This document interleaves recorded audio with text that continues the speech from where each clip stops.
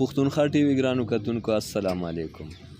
زمونږ د ټولو دپاره دا د ویاړ خبره ده چې پښتو اکیډمۍ پېښور پوهنتون د تیرو کلونو د څو اهمو او کامیابو سیمینارونو نه وروستو یو بل دوه ورځنی سیمینار دا د شروع کړی دی. دا د پښتو د لیک لوست او املا په هکله سیمینار دی. دې وخت کې موږ سره یو د ایجوکیشن په حواله ماهره او ښه شاعره ادیبه او دانشوره سیما کاکا خیل موجود د دې نه تپوس کوو چې دې څه وایي.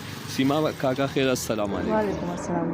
دا کوم سیمینار چې دلته شروع شوی دی پرونه هسې دې ته په کوم نظر باندې تاسو ګورئ او دې ستاسو په نظر کې څونه اهمیت لري او نتیجې یې څه راوتلی شي؟ ډېره مننه خادم صاحبه. لومړی خو زه ډاکټر نصرالله جان وزیر صاحب ته مبارکي ورکول غواړم چې ډېر ګټور سیمینار یې وکړو او لا روان دی. نن دویمه ورځ ده. ولې چې کله راشي چې دا باړهګلۍ املا شروع شوې ده او ټول خلکو اکسپټ کړي هم ده، خو ځینې پوهان داسې دي چې هغوی ورسره څه اتفاق لري او ځینې پوهان داسې دي چې هغوی وایي چې په دې کې څه ستونزې هم شته. نو د هغې ستونزو هوارولو دپاره دغه سیمینار را جوړ کړی شوی دی چې دوه ورځې سیمینار دی. په دغه سیمینار کې په د املا په حوالې سره ډېرې ګټورې خبرې وشوې. ډېرو پوهانو خپلې مقالې پیش کړې. نن هم دویمه ورځ ده. په دې کې هم ډېرې ښې ښې خبرې وشوې، ډېرې ښې ښې مقالې بیان کړې پوهانو. ډېرې ګټورې خبرې مخې ته راړې. په دې باندې به اوس چونکې لا سیشن سټارټ شوی نه دی، په دې باندې به باقاعده داسې کلاو بحث کېږي چې کوم ستونزې دي هغه څنګه هوارولی شو، کوم ټکي دي چې هغه مونږ ویستی شو یا پکې څه ایډ کولی شو. دغه ټولې خبرې بحث مباحثه چې ده دا به د پسته مقالو د پسته کېږي.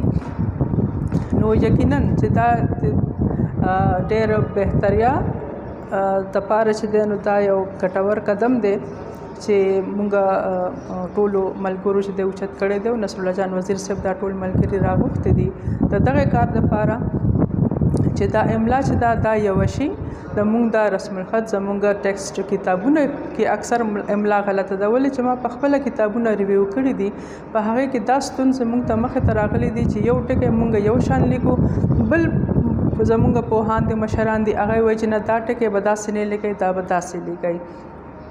نو ما چې به کله د ټیکسټ بک ریویو کوله ما به نصرالله جان وزیر صاحب نه تپوس کولو چې دا ټکي څنګه لیکل پکار دي، دا څنګه مونږ ولیکو. نو دغه وړې وړې ستونزې چې دي دا امید لرو چې په دغې ورکشاپ کې به دا حل کړی شي او یو ښه یو مثبت نتیجې چې دي هغه به راووځي. بله خبره به زه دا وکړم چې دا سیمینار چې دی نو دا صرف د پېښور ویلي د خلکو دپاره دی. دې کې د چارسده، مردان، نوشهره، سوابي دا څومره چې به د پېښور علاقې دي هغې پوهان دي، د هغې مشران، د هغې ادیبان، شاعران راغونډ شوي دي. نو دې د پسته چې دی نو چې کومه مونږ نادرن ایریاز دي یا نور زمونږ علاقې دي په وقتاً په هغې کې به هم داسې سیمینارونه کېږي چې د هغې ځای پوهان، د هغې ځای لهجې والا خلک چې کوم دي چې هغوی څه تجاویز، څه سفارشات راکوي، هغې د پسته به یو کیدای شي چې یو ګرینډ دغه وشي، یو سیمینار وشي او دا ټولې ستونزې په یو ځای مونږ راجمع کړو او دغه ستونزې چې دی نو هوارې کړی شو.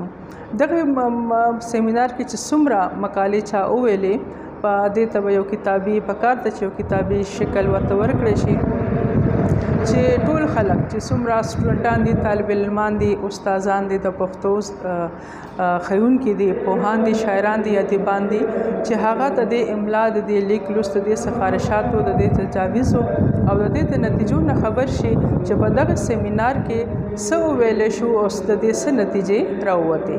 ډېره مننه خادم صاحب.